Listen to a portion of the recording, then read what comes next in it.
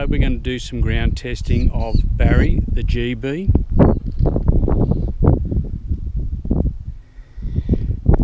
But before I do that, a couple of shout outs to three people. One is Pete Mallaby. Pete Mallaby not only parted with this plane, but he also tuned it, and I'll show you why that is important a little bit later. Secondly is a fellow by the name of Captain Blush from the Podrenchik Brothers YouTube channel. So this is an unusual motor in this, and I couldn't find any information on it, so I contacted Captain Blush, and Captain Blush came back not only and told me what the motor was, gave me some information.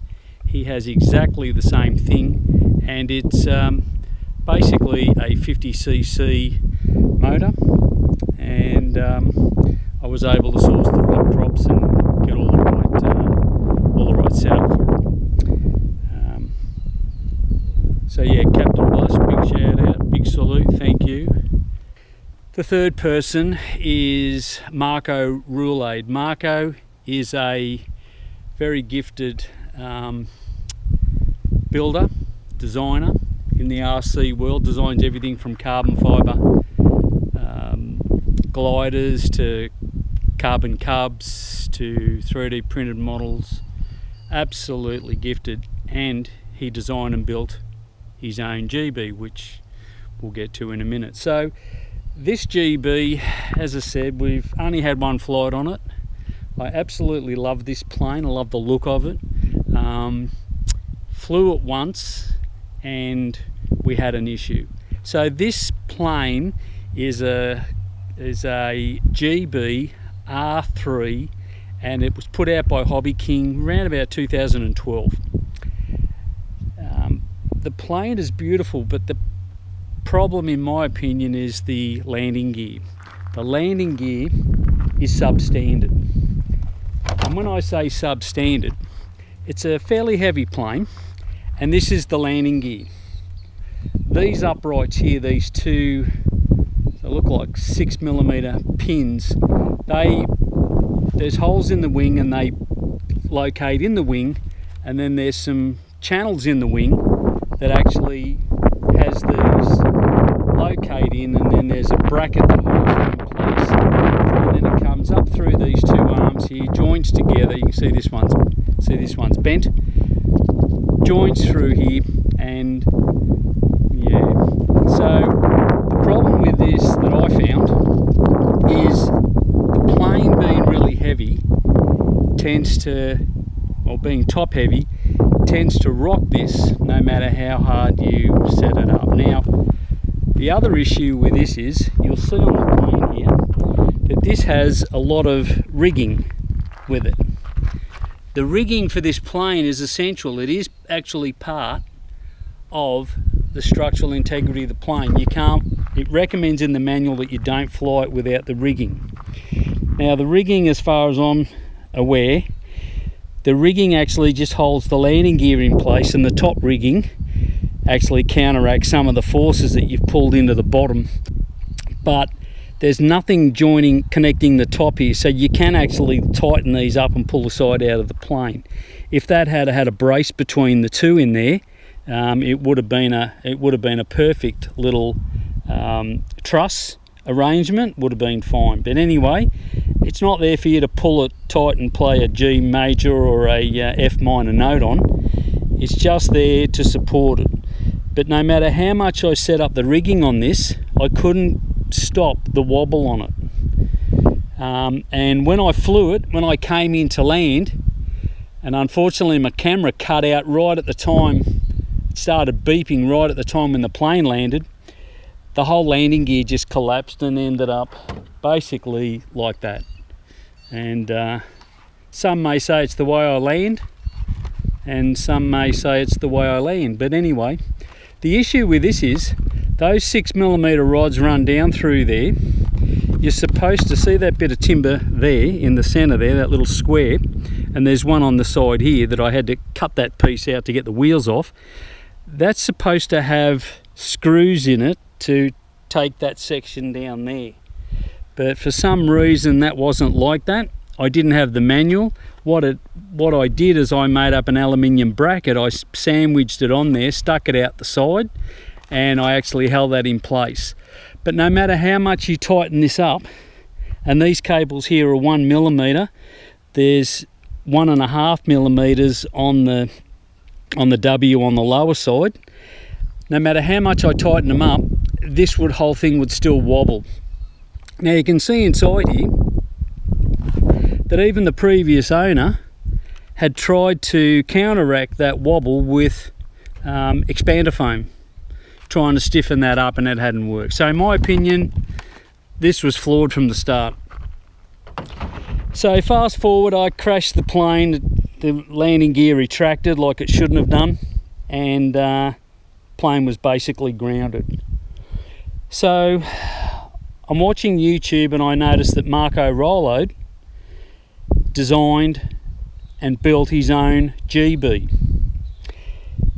So I reached out to Marco and I asked him whether I could borrow or pinch or buy or steal his design.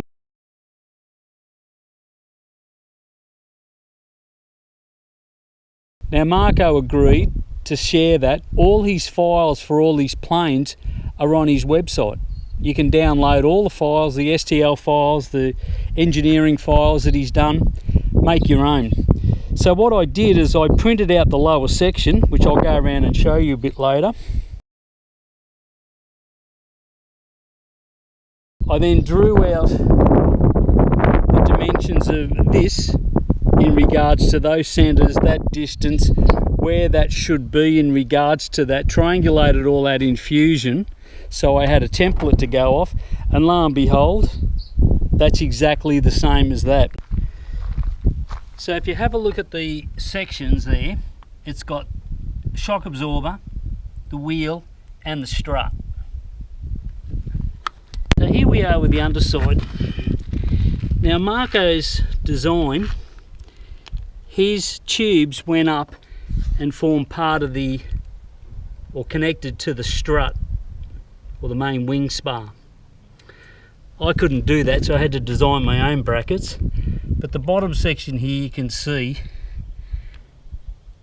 how it's designed. I had to design my own hub for the wheel to fit in there, which I've since modified again to take some 8mm diameter by 3mm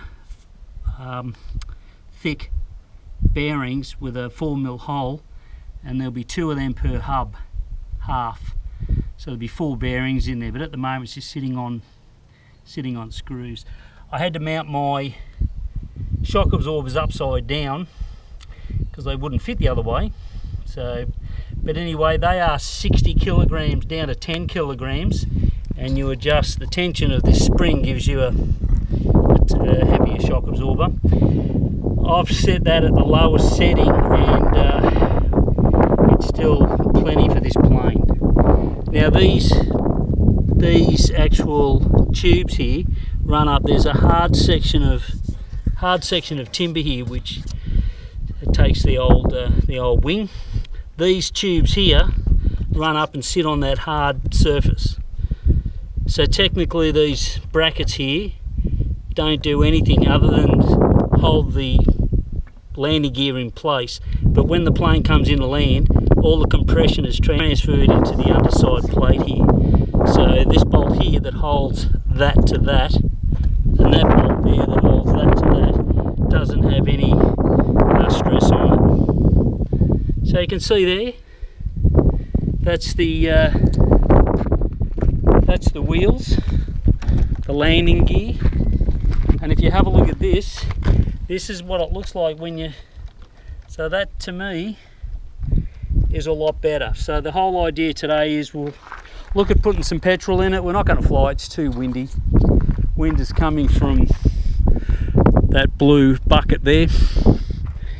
But we're just going to run her up, give her a start, just run some fuel through the motor and give it a taxi around on the grass just to see how she looks and see how the landing gear goes.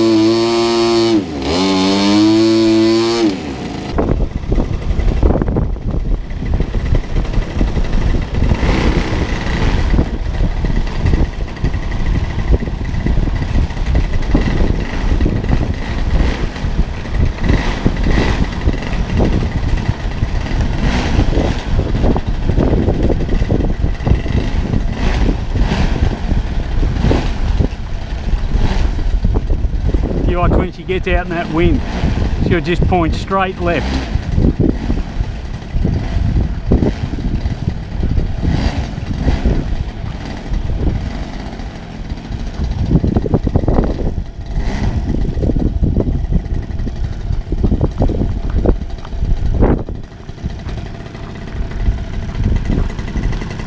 Sounds nice, doesn't it?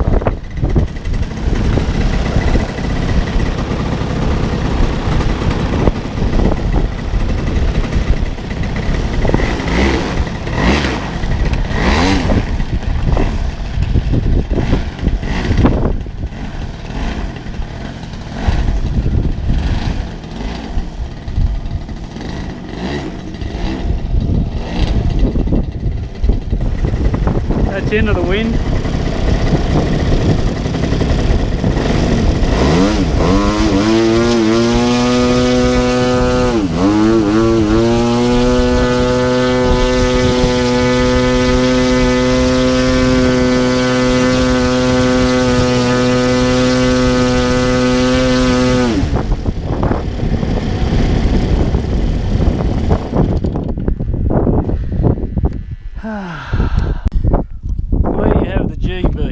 There you have Barry. We fixed up all the elevators now. They got solid steel shafts running through the hinge line. She's now all done.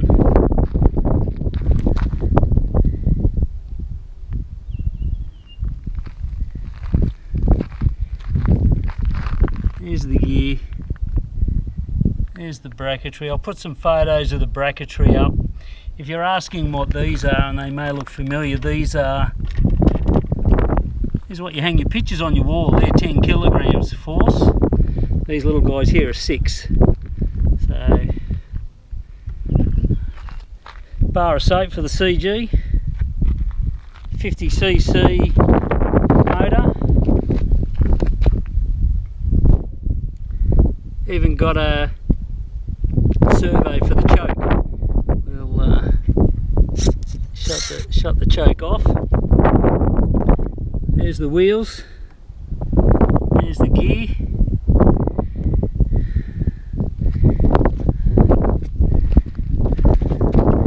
That's Barry.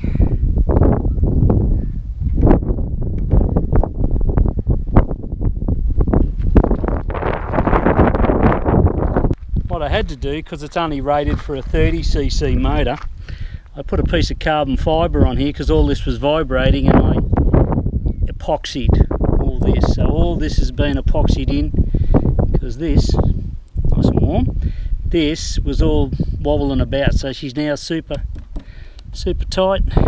Canister comes out the centre there. What can I say? What a beautiful plane. Can't wait to have a nice calm day and take her for a fly. That's her. That's Barry. And look at that for robust. Hey, how good's that? Had it done that before with the old landing gear, she would have just gone to one side and collapsed herself.